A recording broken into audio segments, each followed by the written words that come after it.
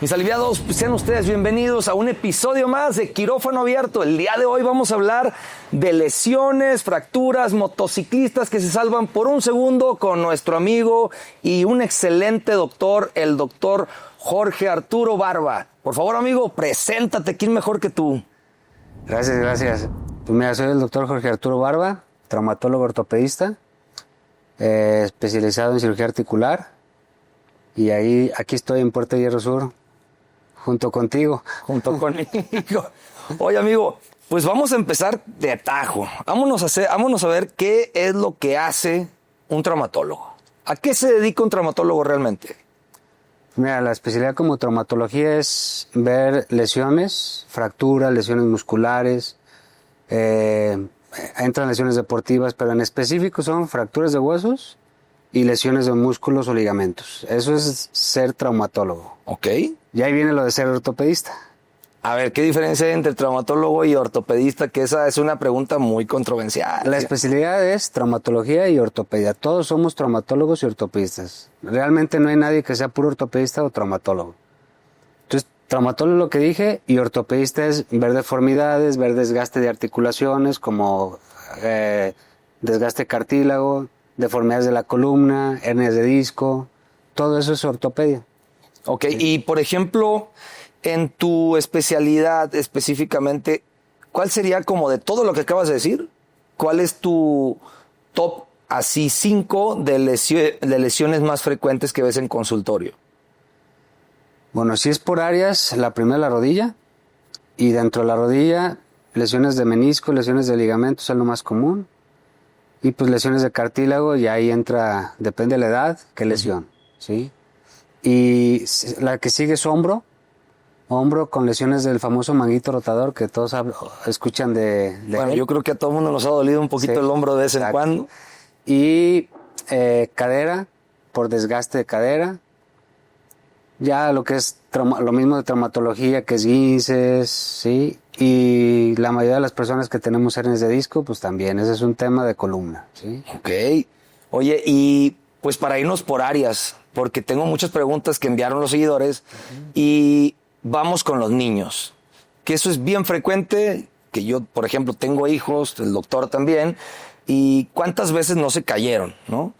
¿Cuáles son los signos de alarma que hacen o que tienen que hacer pensarte que tienes que ir al hospital a revisar a tu hijo con un doctor, un traumatólogo como tú? Bueno, hablando de golpes de niños, si hubo una deformidad muy evidente, pues inmediatamente irte al hospital. O sea, deformidad, para los que no conozcan, ¿qué es? ¿Como el chipote o...? Bueno, si se golpea la cabeza, no, un chipote no te va a decir nada. Ajá. Si golpea la cabeza es que pierda la conciencia, ¿sí? O que le empiece con sueño y no es hora de dormir, ¿sí? Okay. O que tenga náusea, vómito. Esos son datos de alarma para irse al hospital inmediatamente. Ni le piensen.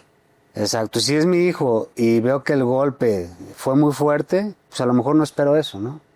Pero si el golpe no fue tan fuerte o no lo vi cuando se cayó y simplemente se toca la cabeza que se golpeó y el niño está como si nada, no tiene náusea, no tiene vómito, nomás lo vigila. Okay. En el momento que tenga náusea y vómito, que es un dato muy importante, en la cabeza, hay que acudir a urgencias.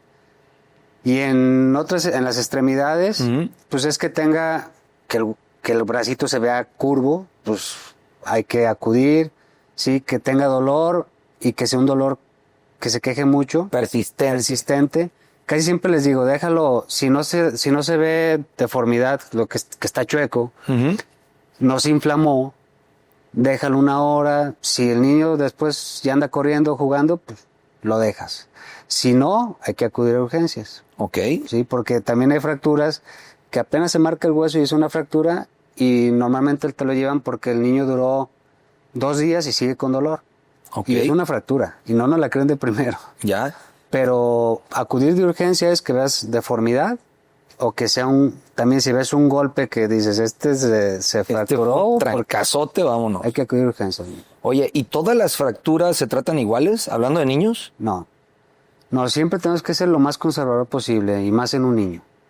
O sea, si es una fractura, depende, eso ya nos toca a nosotros ver, pero depende si está muy desplazada, si está angulada. Hay ciertos grados de angulación que permite el cuerpo. es cuando se trata como conservador, que es ponerle un yeso, o quirúrgico. Ok. Siempre lo mejor, yo les digo a los papás, lo mejor es que no lo tenga que operar, porque operarlo es meterle un riesgo. Ya.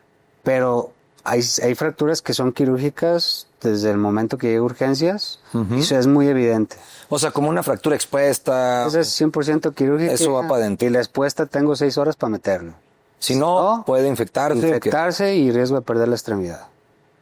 Ojo, papás, así que si ven un huesito por ahí salido, aunque sea mínimo, acudan a su médico de confianza. Oye, amigo, y por ejemplo, hay lesiones en el niño que son más frecuentes que otras. Sí. En el niño lo más común es fracturas de muñeca, sí, por caídas, fracturas de codo es la segunda. Ok. ¿Sí? Es muy común que nosotros le llamamos fractura supracondilia, pero es una fractura de codo. Y los esguinces, lesiones deportivas, que ahorita tengo más pacientes niños porque creo que los forzan más en los colegios, los hacen más competitivos y los quieren tener en alto rendimiento, y eso empieza a tener lesiones que antes no veíamos. ¿Sí? Pero yo creo que no en los colegios tanto, ¿no? También la misma familia, cómo te va... Sí, ahora... Cuando sales del karate y te vas a ir a la natación, y la natación te vas a ir a no sé otra. Sí. Es mucha fatiga, ¿no? ¿Qué? Sí, tienen muchas lesiones. Ya veo lesiones por fatiga muscular, que eso un niño no lo veíamos. Y ver lesiones de la fisis de crecimiento. La fisis es donde una línea que tienen todos los huesitos, donde el hueso va creciendo, depende de la edad. Y hay lesiones que son más frecuentes de esa línea de fisis, que eso, si no lo atiendes, tienen problemas de crecimiento. Ok, a ver, ahí va, es un punto bien importante, porque es donde uno como papá se asusta luego y piensas que todas las lesiones son iguales, o entonces hay unas más importantes que otras. Sí. O sea, no todas se tienen que enyesar, no todas se tienen que operar, pero por ejemplo, ¿cuál es esa lesión que dices tú realmente va a poner a mi hijo a que esa extremidad le crezca menos que la otra? Sí. Cuando son lesiones de esa línea donde empieza a crecer el hueso, si la fractura pasa esa línea, se llaman epifisiolistesis médicamente. Y es que dañó la fisis, si hay grados. Entonces depende del grado, es el daño que va a tener el niño. Todas las epifisiolistesis, la mayoría, si está desplazada, es quirúrgica, es así todas. Ok, tiene corrección en el momento si acuden rápido, pues. Sí, y solamente que no esté desplazada, pues a veces se puede manejar con un yeso, pero fractura que se mueva la fisis de crecimiento, la tengo que poner en su lugar inmediatamente, porque si no, el riesgo de que tenga alteraciones de crecimiento es mayor. Oye, por ejemplo, habrá muchos de los que nos están escuchando ahora que han tenido sus hijos que dicen, papá, mamá, me duele la pierna, pero no tuvieron una lesión, no se cayeron, no nada. ¿Cuáles son las causas como que me duela la pierna en un niño más frecuentes? O sea, ¿es normal que les duelen Buena pregunta. los pies, las piernas? No todas, pero esta en especial casi todos los niños te llegan porque el papá dice, es que se queja después de que anda jugando en la noche, que le duele la pierna, tengo que sobar medicamento. Y la mayoría del pediatra, el amigo, le dices, son dolores de crecimiento. Siempre les dicen eso.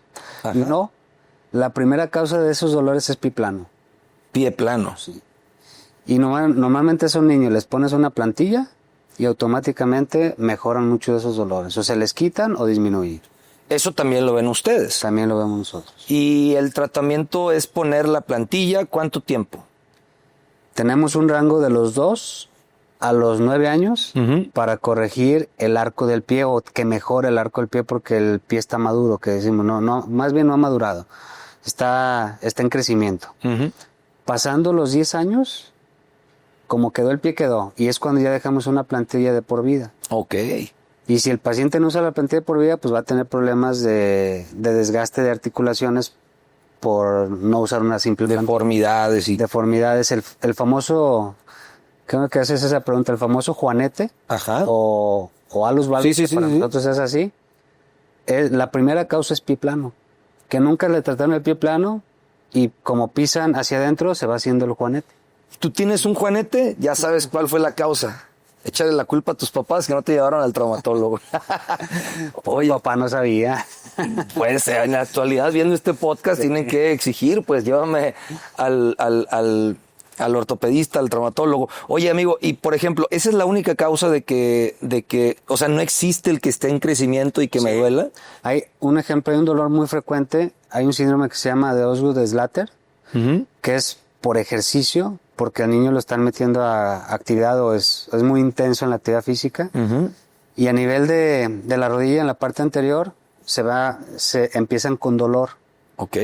Y es porque se está levantando el cartílago de crecimiento, porque ahí se pega el tendón rotuliano. Ajá. Entonces, por tracción del cuádriceps, empieza a levantarse ese huesito y empiezan con dolor y de hecho tienen que parar de actividad deportiva. Entonces, ¿De por vida o...? no, eso se cura cuando cumplen 15 a 16 años, que se cierra la fisis de crecimiento. O sea, sí le paran un rato, pues. O sea, los paras mientras tienen la etapa aguda, pero les pones tratamiento, hay unas bandas se llaman bandas de tensión, y con eso pueden hacer actividad física. Pero si no se tratan, pueden acabar con una lesión grave, porque esa fisis se puede fracturar. Hace poco vi un paciente jugando fútbol, portero, despejó, sin ningún golpe, despeja y se fractura y se viene, la inserción del tendón arteriano, todo se viene para arriba. Wow. Porque tenía una lesión de ese tipo y no quería decir para que no dejar de jugar porque si no lo sentaban en su equipo. Ok. Entonces sí es importante atenderlo y darle tratamiento. Y hablando, por ejemplo, de los niños, hay dolores que se vuelven insoportables y que podrían llegar a ser un cáncer en niños. Sí. ¿Qué tan frecuente es? Bueno, la mayoría de los cánceres en niños y en adultos no dan dolor. Ese es el tema. Ni en los miembros. Dan dolor cuando ya está muy avanzado. Grande. Sí, pero mira, a veces van pacientes y lo revisas y que tiene una bolita. Y honestamente le pides una radiografía, a veces se te molestan porque pides una radiografía y dice, doctor, pues si no tiene nada. Pido la radiografía porque la mayoría de los cánceres los encuentras fortuitamente, porque llegan por un dolor, un esguince de tobillo, le tomas una radiografía y está el tumor. Vámonos. Y es cuando los atiendes a tiempo. Ok. Pero hay un cáncer que a todos nos da miedo, que es el osteosarcoma. Da en niños, en huesos largos, pegado a la rodilla, es lo más común. Y cuando tú ya lo ves, ya es tarde. Ya es tarde. Ya es tarde. No hay signos tempranos para... Pues puede tener dolorcitos o molestias, pero la mayoría no. Hay niños que no tienen ningún dolor y de repente empiezan a notar una bolita y la van llevando, no la dicen a los papás, y es cuando el tumor crece y ya cuando te vean contigo, pues ya es tarde. Ok. Y en esos tumores, pues el tratamiento es muy agresivo. Ah, caray. Oye, y ahora para pasar un poquito de tema a los adultos, que prácticamente este podcast está dirigido a audiencia arriba de 18 años, y aquellos, como en la introducción dije, que les gusta los deportes extremos. ¿Cuál es la lesión más frecuente en algún deporte extremo? Yo sé que va a depender de qué tipo de deporte estamos hablando, pero ¿habrá alguna lesión de todos los que participan en un deporte extremo, hablando de bicicleta de montaña, de motociclismo, alpinismo y todas esas cosas? ¿Habrá, los que esquían y todo? ¿Hay alguna lesión más frecuente? Bueno, los que esquían, los de bicicleta de montaña, motocicleta, todos son fracturas. O sea, la principal lesión es fractura por caída, ¿sí? O lesiones de ligamentos. Yo, lo que es enero, febrero, marzo, abril, lleno de los que fueron a esquiar. Los que fueron a esquiar me llegan, la mayoría de la lesión más común es ruptura del ligamento cruzado. Ok. ¿Por qué? Porque la lesión del ligamento cruzado es con giro y se va hacia adentro de la rodilla. Entonces, en el esquí es muy común. Ok. En fútbol es muy común. En bicicleta lo más común es caída, fractura de clavícula o luxación de clavícula. Sí, es lo más común. Sí, y cosas que, bueno, no veo yo, pero golpes en la cabeza. Lo importante en los deportes extremos es, ok, te decides hacer un deporte extremo, está bien. Todos tenemos que hacer deporte y creo que por adrenalina a todos nos gusta lo extremo. Yo siempre el consejo que doy es, para cada deporte, si te vas a subir una moto, ponte toda la protección que puedas, porque eso te va a salvar de una lesión. Si vas a una bici, siempre casco, porque eso te va a salvar de una lesión, o todo el aditamento que sea de protecciones. Creo que a veces gastas más en las protecciones que en la misma bici, ¿no? Así es. Pero yo tengo mucho paciente que se ha salvado de se puede ir hasta morirse porque trae un simple casco y un casco bueno, ¿sí? Ok. Entonces creo que siempre la prevención es, si vas a hacer un deporte, Usa todo lo que te vendan de protección. exacto, ¿sí? Y de las lesiones que ves tú en el consultorio, ¿cuál es la que más frecuentemente te llega? ¿Rodilla, tobillo, cadera, espalda? A mí en lo personal rodilla, Ujú. hombro y cadera, es lo que más, Ok, y por ejemplo, ¿todas las lesiones de rodilla tienen que operarse? no. De hecho ni todas las lesiones de rodilla y en especial en rodilla, ni todas las lesiones de menisco, ni todas las lesiones de ligamento se operan, ¿sí? O sea, tiene sus indicaciones cada una, pero si me voy a porcentajes, un menisco, pues un porcentaje muy pequeño es el que no se opera, El que no se opera. el que no se opera. El tema es que a veces dicen, bueno, no me duele, Ajá. tengo roto el menisco, pero puedo hacer casi todo, nomás, pues me dicen que no juegue, fue un ejemplo de fútbol porque me va a doler, pues no juego. Ok. A corto tiempo sí, pero a largo tiempo el menisco es como si fuera el empaque entre los dos huesos. Ujú. Entonces cuando se rompe está raspando. Cuando te duele es porque se mete un pedacito del menisco y está raspando el cartílago. Ok. Entonces deja de doler porque se acomoda, es como traer una piedra en el zapato. Ujú. Entonces cuando está raspando lo que daña es el cartílago. Y si hay una lesión que nosotros le tenemos miedo como ortopedistas y que sabemos que nunca vamos a dejar al 100% es una lesión de cartílago. ¿Cómo que no vas a dejar al 100%? Una lesión de cartílago, el cartílago no vuelve a nacer, no vuelve a crecer. Hacemos trasplantes de cartílago o transporte de cartílago pero esas lesiones les va bien por un tiempo y después la historia natural de la rodilla es de que va a acabar degenerándose hasta que llegan una prótesis. Ok, ¿y con la prótesis van a poder hacer ejercicio o no? Ya hay prótesis que sí se puede, no igual, pero O sí sea, puede. por ejemplo, un cuate que es maratonista No. y te dice, doctor, mi pasión es el maratón y yo la verdad es que me quiero seguir aventando mis maratones después de la prótesis de rodilla. No. O sea, en Un definitivo maratón no se puede. Si me dices, he puesto prótesis de rodilla y el paciente juega pádel, sí. Ok. Sí, un ejemplo. Pero ya un maratón es cosa mayor, sí. Pádel es un poco menor. O sea, pueden hacer ejercicio, pero no tan extremo como un maratón. Oye, por ejemplo, hablando específicamente del maratón que están súper de moda, ahora más que antes es un deporte viejo, pues, pero está muy de moda, que hacen medios, 5 kilómetros, 10, 15, hasta los 42.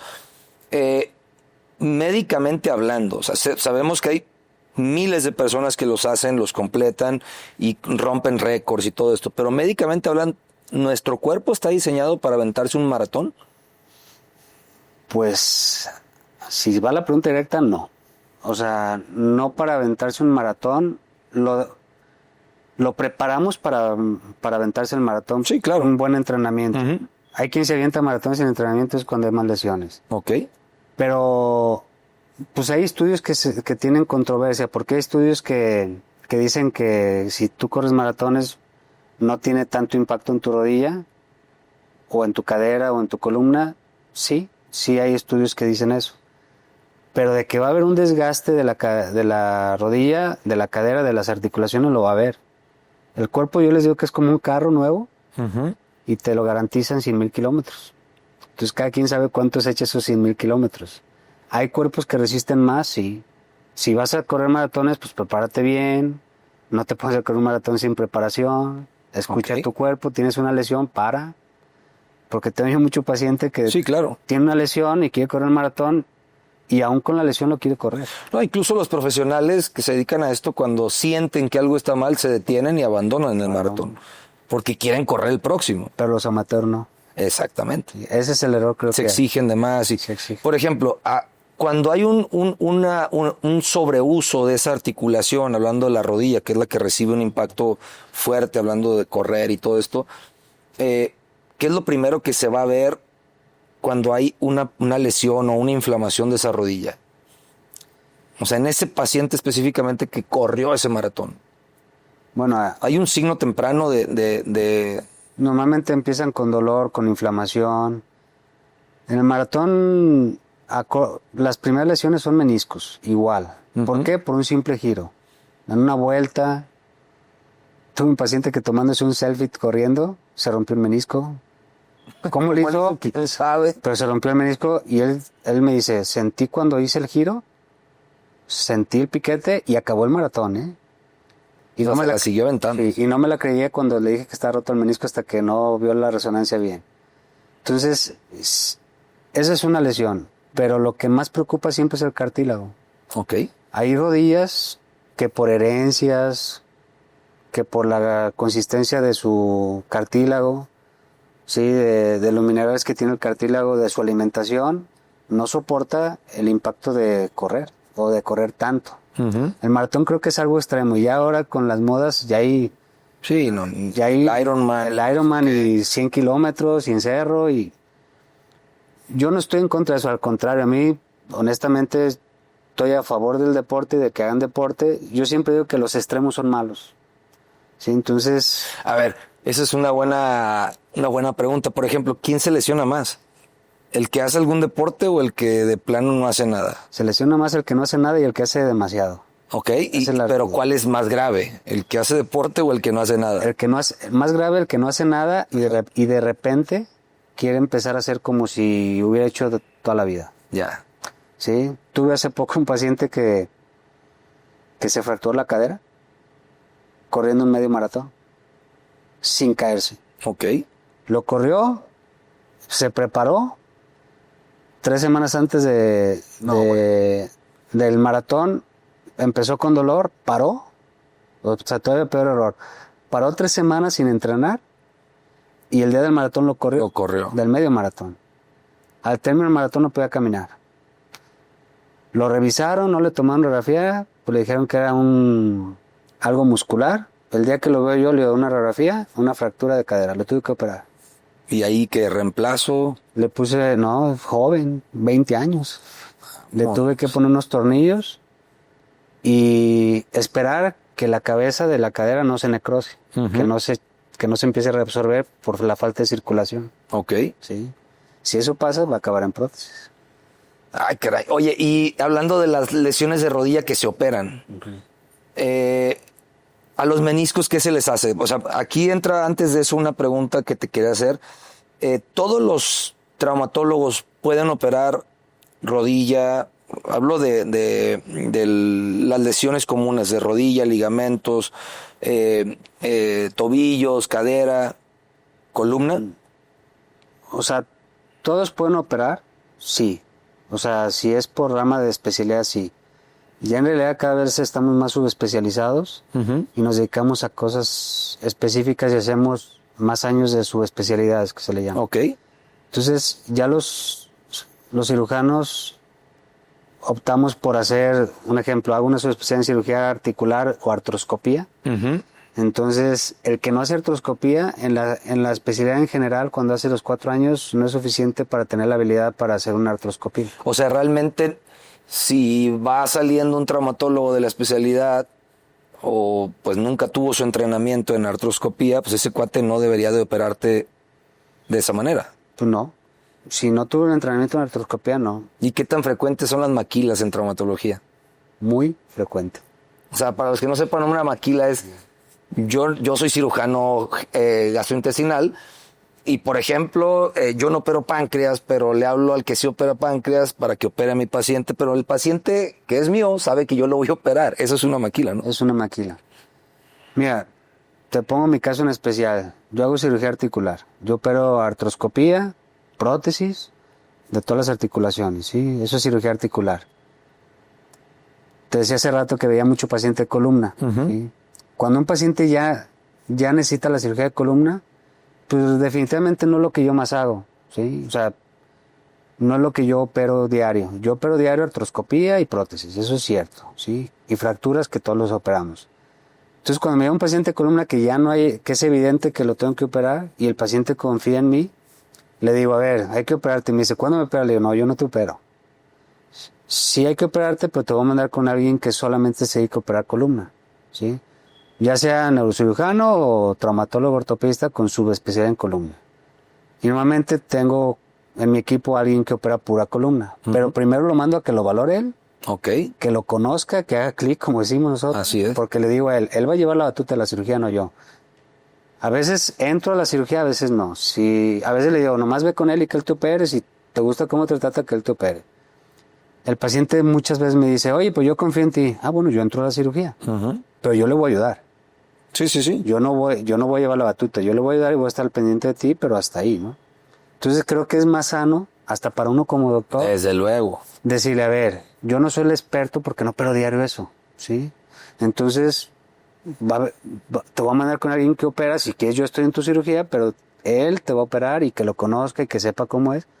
¿Por qué? Porque en toda cirugía hay riesgos y Sí, claro. disminuyen mucho el riesgo si te opera alguien que se dedica a diario a eso. Puro ser columna, Y rodilla. no es malo aceptar uno que yo no hago todo eso. No, al contrario, creo que es lo mejor en lo que hacemos nosotros, creo que aceptar las limitaciones, y no tanto limitaciones, sino simplemente no lo hago frecuentemente. Es que ya no somos todólogos. Así es, entonces, y cuando no lo aceptas, creo que te metes más en problemas, iba a decir otra cosa, pero Sí, bien, los problemas. que cuando aceptas esa parte que tú no haces.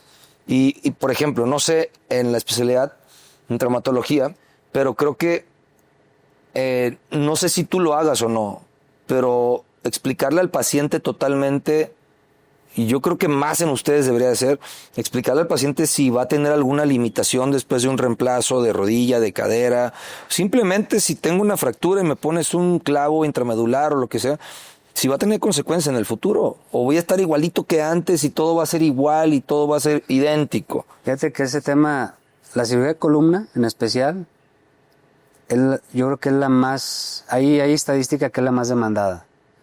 Tanto de que el paciente no queda conforme, como que hasta legalmente. Y tiene una causa, que a veces no se le explica al paciente la realidad de el pronóstico de cómo le va a ir. El paciente, lógico, como paciente, crees que te operan y te curaste.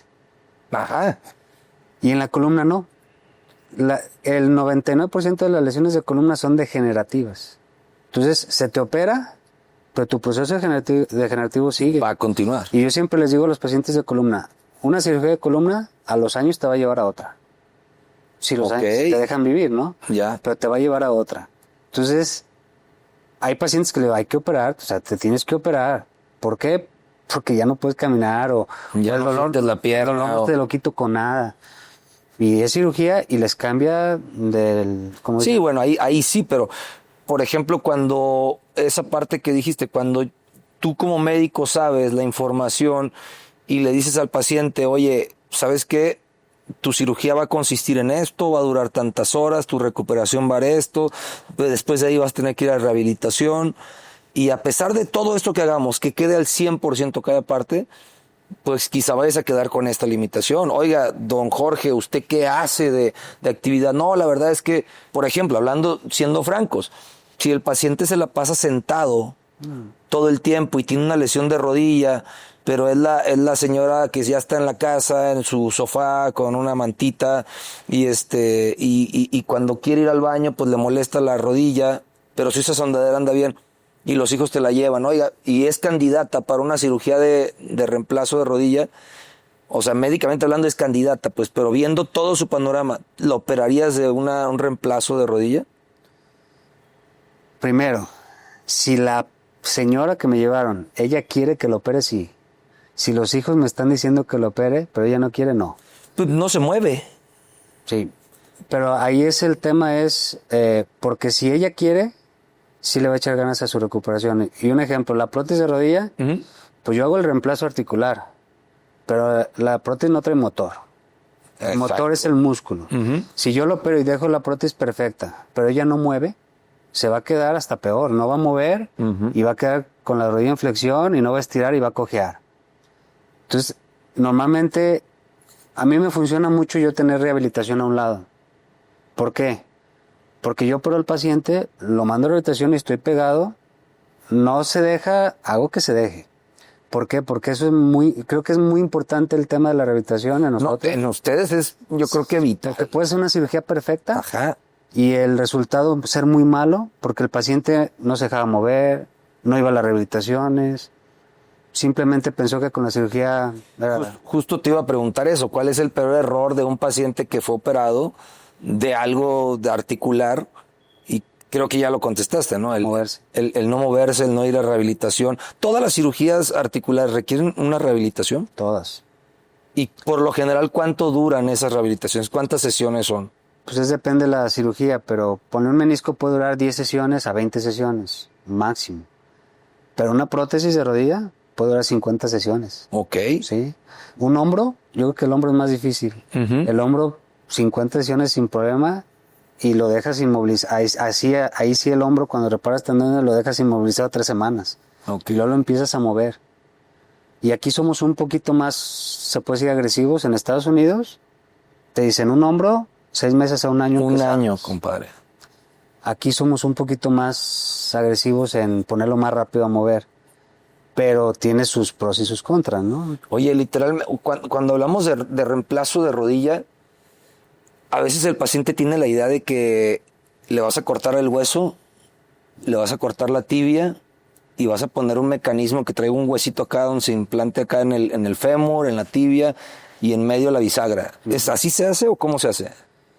Pues técnicamente sí. Ajá. O sea, usa sierra, así como es. Usas una sierra para cortar hueso.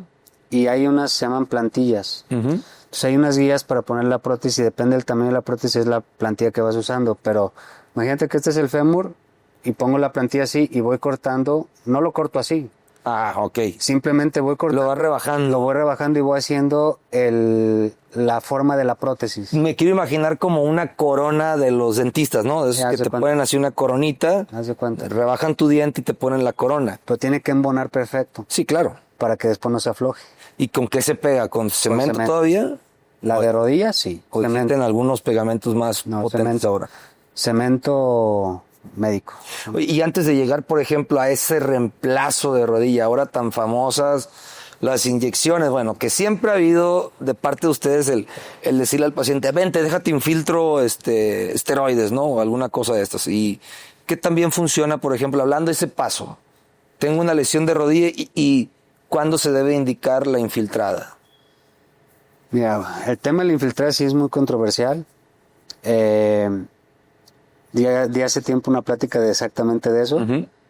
Y hay un estudio que es un metaanálisis, que eso quiere decir que es un estudio de todos los estudios que hay hasta el 2024.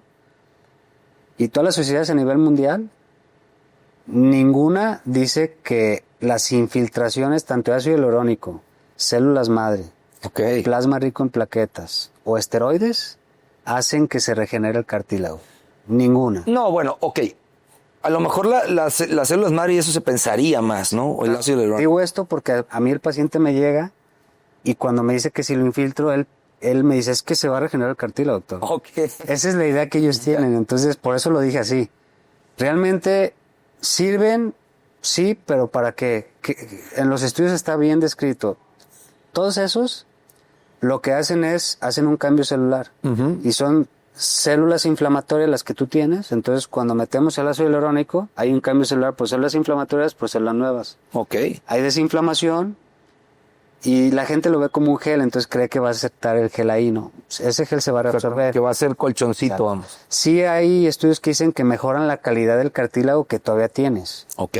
más no que va a salir cartílago nuevo. Entonces eso hace que el paciente le duela menos y si ya le tenía que poner la prótesis, a lo mejor dura más tiempo. ¿Y se puede volver a infiltrar lo mismo cuántas veces?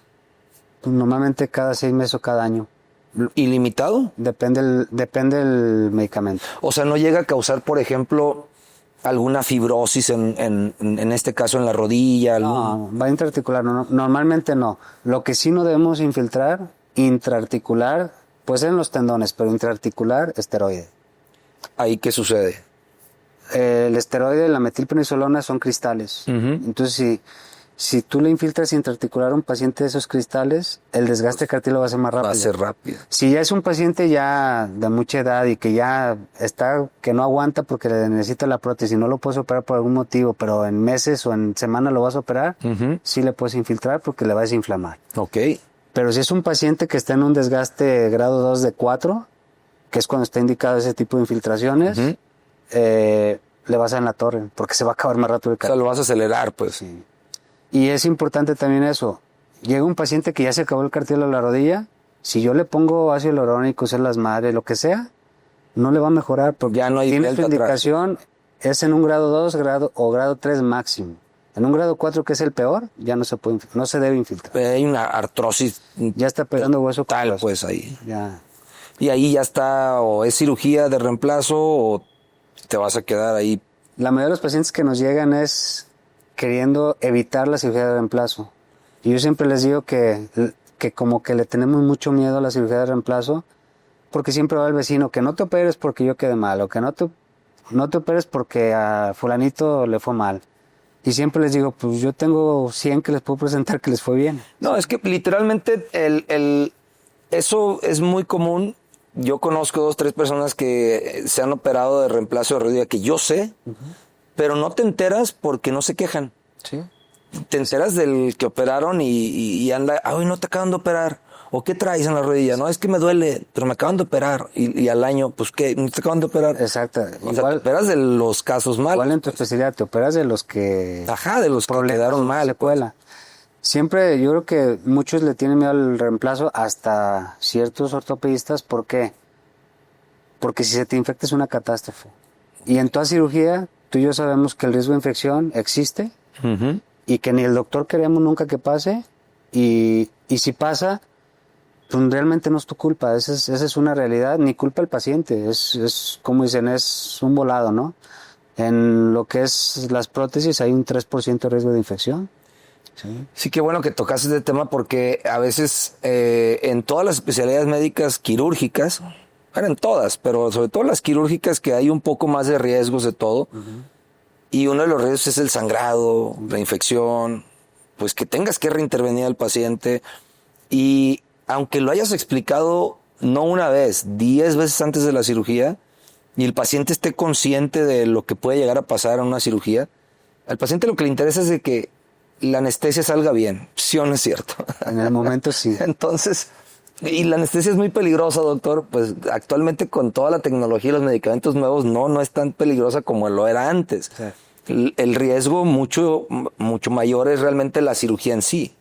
Y eso es lo que todo mundo tememos, una infección de... Sí, fíjate que hace rato que comentaste si le explicaba a los pacientes todo, me voy a regresar un poquito, pero a mí me gustó mucho explicar ese tema, o sea, de cómo va a quedar y de los riesgos. Y siempre le digo al paciente, a ver, yo le estoy diciendo que el riesgo es infección. Y en prótesis hay un protocolo preoperatorio para disminuir ese riesgo. Y los mandamos al odontólogo para ver que no tengan ninguna infección. Un urocultivo. Examen de orina, todo, para tratar de que no tengan una infección en su cuerpo. Porque está comprobado que la primera causa de infección es endógena. O sea, que se va de una parte de tu cuerpo y llega al cuerpo extraño, que es la prótesis. Pero le digo, si pasa eso, le haga lo que yo le haga, usted me va a ver feo. Porque así es, o sea, siempre te van a acabar echando la culpa. ¿Por qué? Pues porque les dicen, aunque tú ya dices, claro, yo les digo, si tú necesitas la cirugía, pues no es mi culpa. ¿Por qué? Porque es un riesgo. Si no necesitas la cirugía, y yo me inventé la cirugía por otro tema, y yo te llevé al riesgo, ahí sí es mi culpa, yo no digo que no. Pero por eso también es el tema de operar lo que tengo que operar, y no andarnos inventando cirugía. Que dicen que la mejor cirugía es la que no debe de hacerse. La que no se debe hacer, o sea, ¿no? Oye, amigo, ¿y por qué truena la reversa? Digo, la rodilla, güey. Mira, la reversa no sé porque nunca me ha tronado, pero la rodilla puede tronar la mayoría por varias causas. La principal es la rótula, que es el huesito que tenemos en la parte anterior de la rodilla, y por falta de fuerza de los músculos que están en tu muslo, que es el cuádriceps, que agarra a la rótula, están atrofiados y la rótula pasa en un surquito. Entonces se empieza a ir hacia los lados y por eso truena. Okay. Y es común, el que truene la rodilla y no te duela, no hay problema para tomarle importancia. El problema es que truene y duela. Ahí es cuando ya hay que tomar cartas. Y hay un síntoma en las lesiones de menisco que se traba la rodilla o sienten un tronido. Ajá. Es porque el menisco se está metiendo, está roto y se está metiendo entre los dos huesos y también pasa. Y cuando haces una sentadilla y truena la rodilla... Eso es la rótula. Es la rótula. Sí. Y si hay un poco de dolor en la parte posterior... Ese es el menisco. Es el menisco. Ok. De hecho, el menisco de gimnasio es muy frecuente que me lleguen que se rompen el menisco con sentadilla. Porque hacen una sentadilla y giran con la sentadilla y es cuando se rompe. La rodilla no te permite giro. Ok. Entonces el menisco es como el empaque y cuando gira se rompe el menisco. Y con la flexión, pues con mayor razón. Y cuando se rompe un menisco es cirugía sí o sí. No, un 5 a 10% no. Para explicar cómo es el menisco en una resonancia tú lo ves como un triángulo. Si la lesión está en el centro de ese triángulo, pero no contacta a las superficies, se llama lesión intrasustancia, así la reportan. Esa lesión normalmente puede cicatrizar solita. O sea, como una gelatina, pero en medio hay otra gelatinita Exacto. que se ve ahí en la resonancia. Esa no. Esa no, porque cuando tú metes la cámara no se ve roto, porque tú ves la parte de arriba y la de abajo. Y esa, muchos pacientes se curan solitos con antiinflamatorios o pasa el tiempo y acaba rompiéndose y así lo tienes que operar. Ok. Pero las lesiones, hay clasificación de las lesiones de menisco y la lesión grado 2, grado 3, esas son quirúrgicas 100%. Porque hay pacientes que, por ejemplo, se elongan los ligamentos cruzados y se les ve una rodillota así y le dicen, te tienes que operar, pero esos cuates, como tú dijiste hace rato, yo no me quiero operar ahorita, no puedo, no esto, no lo otro, y pasan meses y se desinflama Sí, y eso es su vida normal. y hacen su vida normal. ¿Y qué no piensan del cirujano traumatólogo? Me quería operar el tranza y no sé qué. Sí, muy frecuentemente. Yo creo que lo que está mal de nosotros es forzar, en el sentido de que se acaba de romper la rodilla o el ligamento. Y Te tengo que ahorita, operar ahorita. Eso no es cierto. O sea, Ok, una lesión de ok. ligamento. De hecho, en el libro está dicho que una lesión de ligamento, lo ideal es esperar 2 semanas para operarlo. como que se desinflame un poco. Que si lo operas tú en las primeras 2 semanas, el riesgo de una complicación que se llama artrofibrosis Ajá. aumenta mucho porque lo operaste en agudo. Entonces siempre es mejor esperar. Eso es hablando como de como, Eso es cuando el ligamento cruzado solamente, pero se rompió. que se rompió. Cuando hay distensión o más, Ajá. hay pruebas para ver si la rodilla está estable o no. Ujú. Si la rodilla está estable, no se debe operar. Ok. De hecho, hay veces que metemos la cámara y vemos que el ligamento está roto, pero es un 10% de ligamento a un 20%, no lo cambiamos. Nomás le pasamos calor, que se llama termoplastía, lo tensamos, hacemos pruebas de estabilidad. Si queda estable la rodilla, no lo cambias. Ok. Sí, pero eso a veces te das cuenta hasta que no metes la cámara.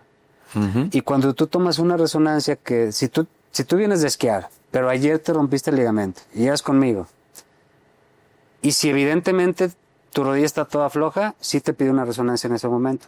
Pero si yo dudo, es mejor que yo aguante la resonancia 15 días, porque si no me va a dar un falso positivo. Pero estabilizas la rodilla, le pones Pones un una yeso, rodillera. una rodillera nada más. Rodilleras con barras, ¿sí? Ok. o graduada. Ajá. Y si creo que está roto el ligamento. Si el menisco está roto, honestamente a veces ni la inmovilizamos, quita la etapa inflamatoria, el paciente vuelve a caminar y vuelve a hacer su vida normal. Ok. Y casi siempre le digo al paciente, opérate cuando te des tiempo para operarte, nomás no dejes pasar años, porque se va a acabar tu cartílago. Ok. Entonces, o sea, va a traer otra lesión en el consecuencia. futuro. Sí, a ver, yo estoy operado el ligamento y menisco. O sea, ya te pasó. Y tardé 3 años en darme cuenta que estaba roto. Y Ya. me rompí esquiando. Ok. Pero me rompí, me fui, me senté en una banquita, vi que todos estaban bajando 1 hora, no se me inflamó, no me dolía después, me paré y aprendí a esquiar ese día. Pues 3 años después, entrenando fútbol, se me empezó a hinchar la rodilla solamente cuando entrenaba en cancha sintética. La tercera vez que me pasó, me tomé una resonancia, ruptura de ligamento cruzado, ruptura de menisco, y por el tiempo que pasó ya estaba con una lesioncita de cartílago. ya. Y fue donde me asusté y le hablé a un amigo, me operan mañana, y así fue. Ok. Entonces, Hay que tenerle más temor a la lesión de cartílago que al propio menisco. el menisco no tenemos tanto problema, el ligamento no tenemos tanto problema, el cartílago sabemos que a la larga... O sea, y si Va- se desbarata el menisco, ¿hay algo que pueda ir como supliendo eso? Si pierde todo el menisco, pues hay trasplantes de menisco, de Ok, cadáver. sí, sí lo hay. Sí lo hay, sí. No se hacen mucho, pero sí lo hay, sí. Siempre en los cirujanos que tenemos el adiestramiento para operar rodilla y en especial meniscos, tenemos que tratar de salvar menisco. O sea, lo que menos queremos es quitar el menisco. Hay pacientes que dicen, oye, ¿cómo que me operaste un menisco y me dejaste 4 semanas sin apoyar? en muletas. Y a otro lo operaste y el otro ya lo salió caminando. Ajá, que es lo más común, ¿no? Sí, porque probablemente donde estaba la lesión del que dejé 4 semanas sin apoyar, estaba en la zona donde cicatriza el menisco y era una lesión grande. Entonces la suturé para dejar ese menisco, no quitarlo. Ok. Y el que puse a caminar era una lesión en la zona más delgadita del menisco, que en la realidad nomás recortas un poquito que no interfiere con el menisco, y ese puede salir caminando luego. O el que le quitas todo el menisco también puede salir caminando luego. Okay. Pero los que le quitaron el menisco años atrás, décadas atrás, ahora son pacientes que están con prótesis. ¿Y pegan bien y todo? O sea, funcionan. Funcionan, sí. Tú ves a los exfutbolistas, muchos, me toca de repente tratar exfutbolistas y la mayoría, cuando ya son muy grandes, tienen las rodillas charritas y acaban en prótesis. Esa es la realidad. Sí. Y se deforma toda la pierna, ¿no? Ahí hace rato que me preguntaste del maratón. En el futbolista tú demuestras que la actividad de alto rendimiento por muchos años y a lo mejor en exceso sí causa problemas de grande. A lo mejor a corto tiempo no hay tema y hasta te vas a sentir bien y todo. Pero ya yo digo que todo deporte tiene jubilación. Oye, ¿qué hay de aquellos pacientes que, por ejemplo, tienen esguinces de tobillo frecuentemente? O sea, que ya de repente, o sea, no es una lesión que estaban jugando, cayeron y se torcieron el pie, sino que ya están jugando fútbol y de repente se les tuerce de la nada. Juegan pádel y también el tobillo ahí va. Pues ahí hay 2 temas. ¿Hay cura para eso? Sí hay cura. Si tienen distensión de esos ligamentos del tobillo, no están rotos, pero están distendidos, y eso hace que se esté lastimando, pues ahí los mandas a rehabilitación a fortalecer si no está roto el ligamento, o los operas. Y ya ahorita hay cirugías que se hacen, que se ponen unas bandas especiales que son sintéticas junto con el ligamento. Okay. Y eso limita que el tobillo se vaya. O sea, ¿como que lo fijas o qué? En Estados Unidos se usa mucho en futbolistas de americano. ¿Y qué tanta movilidad o qué tan bien queda para hacer tu vida normal? ¿O hay limitaciones? No, ya no puedes hacer esto. No. Pueden hacer la vida normal deportiva, ¿eh? Sí. No. O sea, nosotros cuando operamos un paciente de tobillo, siempre y cuando no sea también lesión de cartílago, de rodilla, también siempre y cuando no sea lesión de cartílago, y el mismo hombro, es para que vuelvan a hacer su actividad deportiva. Para eso la cirugía. Para tenerlos en casa, no. Pero si se operan para que hagan su vida normal, si tienen que correr, que corran. Okay. Si tienen que jugar fútbol, que jueguen, ¿sí? Para eso se opera.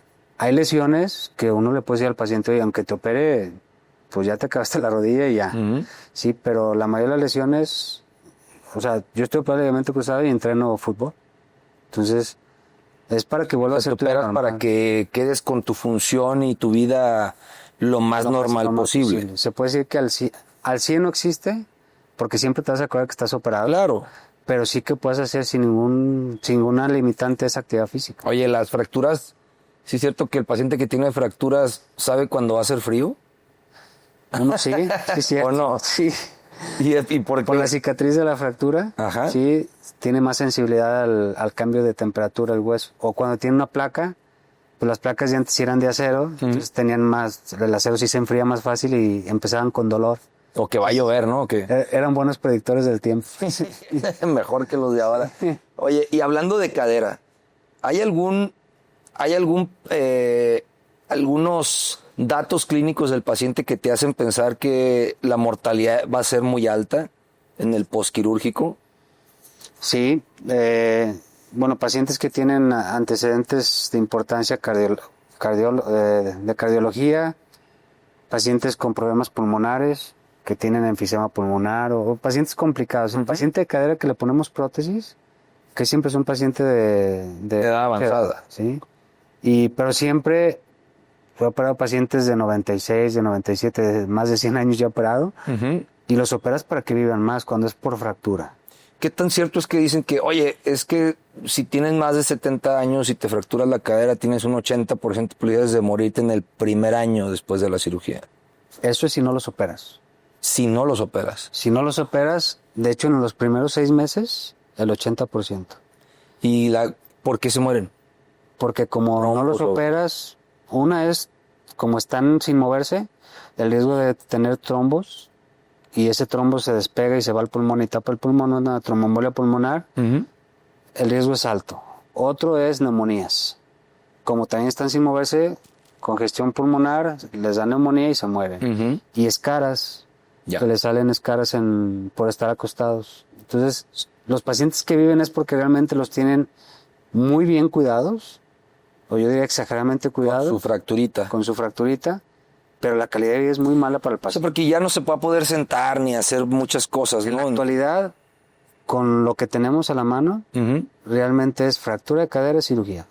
O sea, si no lo operas, el paciente, el riesgo de muerte es muy alto. Operándolo, Incluso en jóvenes se tienen que operar. en jóvenes, excepto que sea una fractura no desplazada o algo, bueno, este chavo que tiene que operar clavitos y todo le eso. puse clavitos, ¿por qué? Porque si no, esas fracturas se mueven muy fácil y no las puedes inmovilizar. Ok. La inmovilización es estar acostado sin moverte, entonces No, pues, eso da complicaciones. ya. Entonces siempre es una cirugía. Si hay pacientes que te dicen, oiga, pero tiene 90 años. Pues sí, pero si no, Si no lo operas, o sea, le vas a adelantar, te pues. vas a adelantar las cosas. Ojo, en la cirugía hay algo que nos da miedo en la misma cirugía, una trombosis. O que el paciente que programamos de cirugía de cadera, que es por desgaste de cadera, ese paciente lo estudiamos como el de rodilla. Ujú. Ver la boca, urocultivo, todo eso. El de fractura no tenemos tiempo. Entonces el riesgo de infección es más alto que en uno programado. Ok, entonces, como que los tres riesgos o miedos de un traumatólogo, ¿cuáles serían? Hablando del Infección. que va a operar. Infección. Ajá. En el momento de la cirugía, una trombosis o una tromboembolia pulmonar, Ok. que eso no lo puedo prevenir. Y pues cualquier complicación de la anestesia en el momento de la cirugía, ¿sí? Que también tú no sabes si un paciente le va a hacer alergia a la anestesia hasta que no se la pones. Claro. Y todos los cirujanos sabemos que eso es lo peor que puede pasar porque Sí, no la no, cuentas, hay, ¿no? hay poco tiempo para actuar y Exacto. medicamentos, pues en pocos hospitales hay, por ejemplo, para el dantrolene, pues que prácticamente no hay No hay. en muchos hospitales. Pero ese es el tema también de, no sé si te toca a ti, cuando nos hablan de, oye doctor, ¿me puedo operar una prótesis? Sí. Oiga, pero opera en un hospital chiquito. Es el pan de Y todos los días. entonces yo ahí sí le digo al paciente, a ver, yo prótesis no opero en un hospital chiquito. ¿Por qué? Porque si pasa algo y no tengo los medios, usted me va a decir que para qué lo operé ahí. Ujú. Porque se olvida lo que platicamos siempre en la consulta. Entonces, siempre es la seguridad primero del paciente y eso hay que operar en los hospitales que tenemos todo. Correcto. Que Por tengas ejemplo, una terapia intensiva. hablando de ustedes que se cargan su martillo, su machete, su hacha y todo esto, no es broma, pero sí cargan muchos instrumentos de uso común acá afuera. Las cirugías de traumatología tienen el dicho de que sangran mucho más que otras cirugías. Sí. ¿Cuál es el promedio que te sangra una cadera, por ejemplo? No ti, o sea, en general, promedios de sangrado en una cirugía de cadera. Por lo normal, o sea, a eso me refiero con que cuando hacemos adiestramientos o subespecialidades en articular cambia, porque manejas eso. Un ejemplo, en lo personal, una cadera me debe sangrar 150, 300 mililitros, nada más.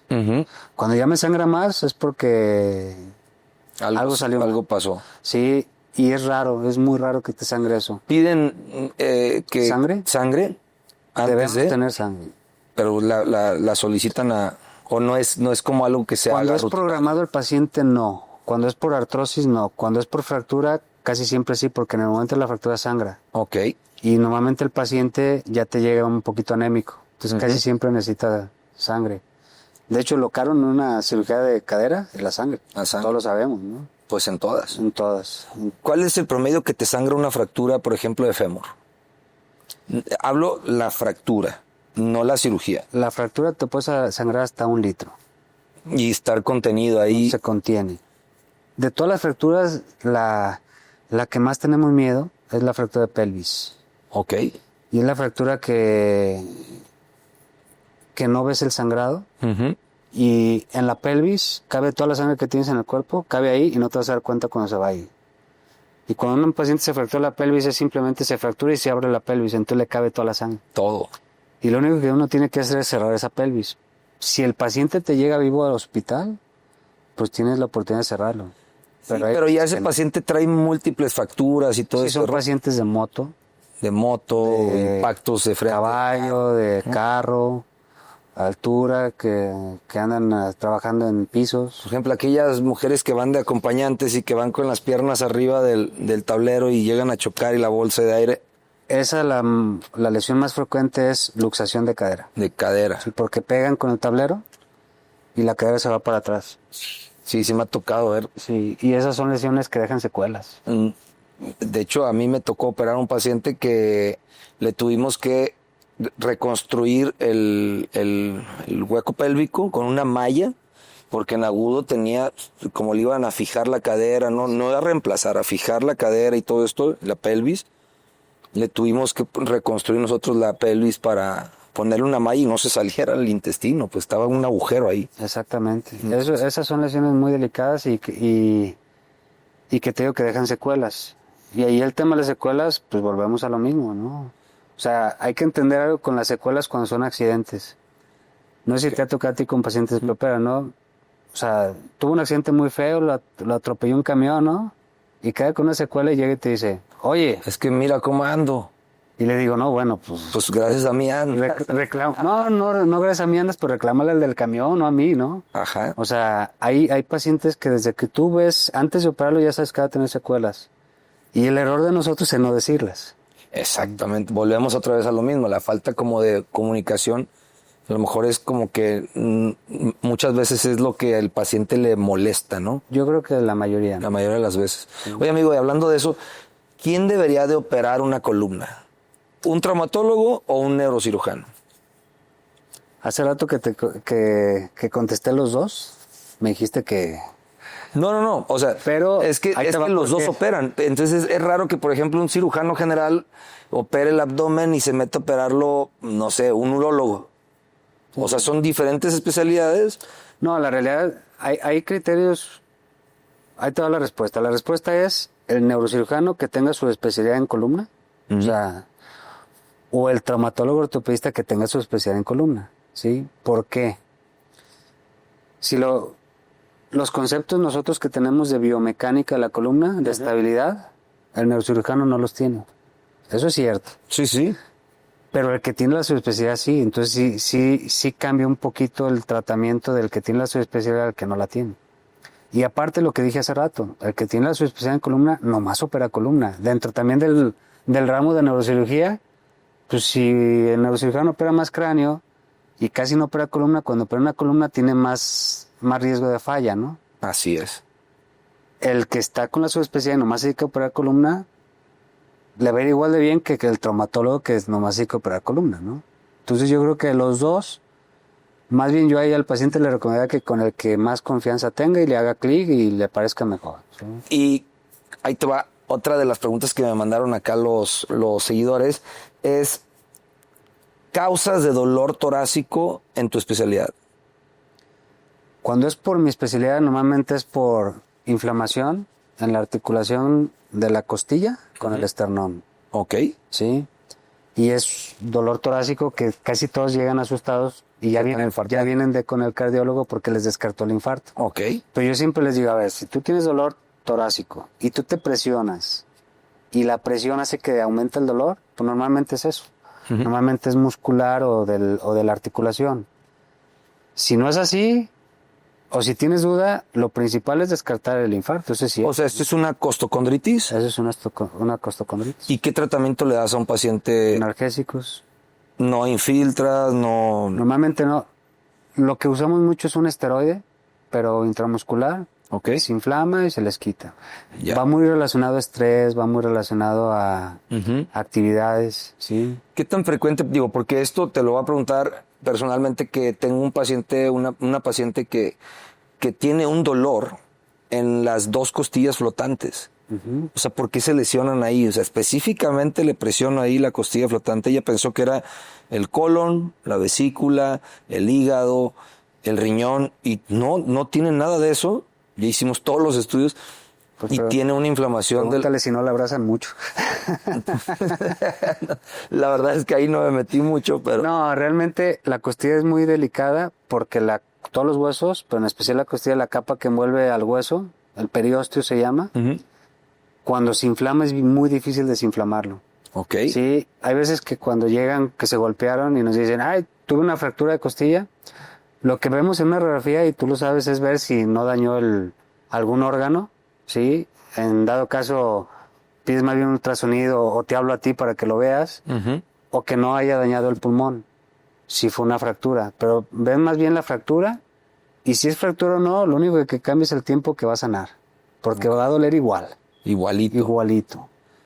¿Y te ha tocado atender a ti fracturas costales o se las pasas al cardiotorácico? Sí me ha tocado atender. Honestamente, cuando es ya un tratamiento quirúrgico, que son varias costillas, las opera el cardiotorácico. Ok. Sería un error mío operarla yo. No es así como mucho el área de... Porque el riesgo de que yo lastime la pleura o el pulmón es alto. Ok. Y no voy a saber qué hacer si la lastimo. Entonces el cardiotorácico sí, sí es cierto. Sí. Entonces creo que siempre hay que saber eso. Sí. Cuando operas, por ejemplo, columna o te ha tocado entrar a columna, porque hay diferentes abordajes. Unos que entran de aquí para atrás y otros que entran de atrás para adelante.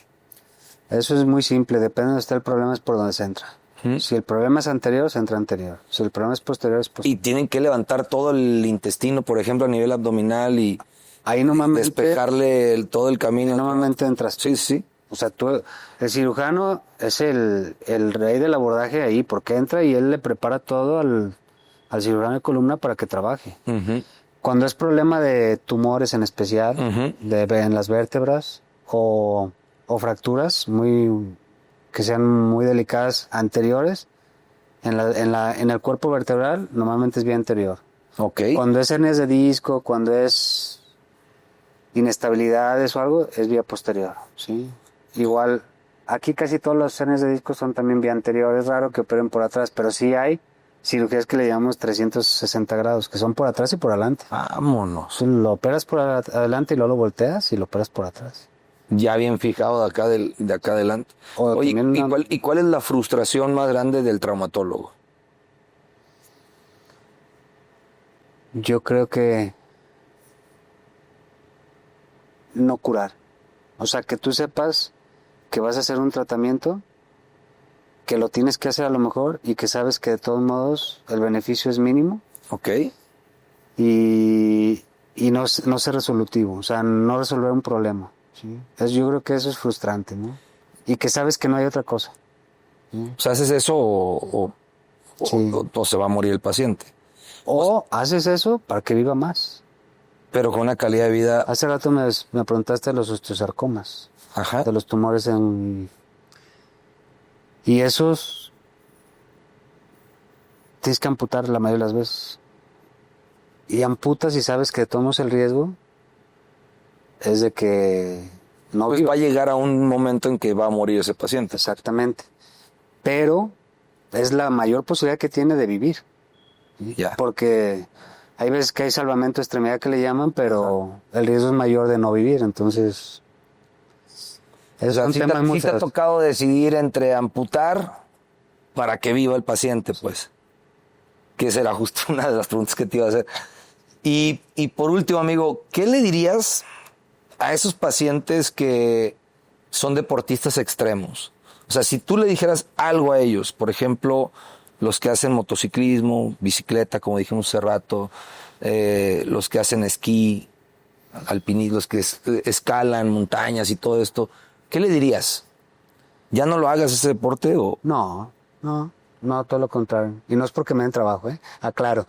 Porque acá mi compadre se dedica mucho a ver lesiones de deportistas, justamente. Sí, más que nada lo que yo les diría es, yo creo que todos tenemos que hacer lo que nos gusta en la vida, ¿sí? O sea, tú y yo sabemos que la vida no dura mucho y que creo que tenemos que hacer lo que nos gusta y no... Siempre tener sus limitaciones, pero hacer lo que nos gusta. Yo creo que siempre hay un tiempo para hacerlo. Hablando a ellos, siempre va a haber un tiempo para hacerlo. Siempre tienen que tener toda la protección posible y ir si te vas a meter a un deporte de alto riesgo, pues que siempre vayas al 100. El día que tú no te sientas al 100 no te pongas a hacerlo, ¿sí? Porque es cuando te vas a lastimar. Es como el de la bici de montaña. Siempre me dicen, doctor, no me caí ya que estaba arriba en la montaña. No, me caí ya que iba a salir de la primavera. En unas piedritas me resbalé y me fracturé. Entonces nunca tomarle poca importancia a lo que están haciendo. Uh-huh. Aunque te sientas el mejor, siempre tomar las precauciones posibles. Los de moto pues son pasiones, es alto riesgo. Igual, andan aquí en moto, tú sabes que... No le eches. No le eches. La mayoría de las lesiones que vemos en moto o racer, uh-huh, pues la realidad es porque no van al 100, ¿sí? Sí, se fueron en bolita, se echaron unos drinks por allá donde pararon y luego ahí van de regreso, que eso es mucho lo que hacen, ¿no? Y siempre también en ese tipo de deporte no minimizar las lesiones. Yo tengo mucho paciente que a veces hasta yo veo que dice, como que exageró en venir a consulta, porque le dolía una parte y fue a consulta, ¿no? Uh-huh. Y ya después pienso y digo, bueno, este paciente sí se cuida. O sea, quiere estar siempre al 100 para hacer su actividad extrema, para poderla hacer muchos años. Y hay pacientes que ves que dejan alargar las lesiones y ya cuando te llegan, pues quieren que queden al 100 y ya no. Pues ya no se puede.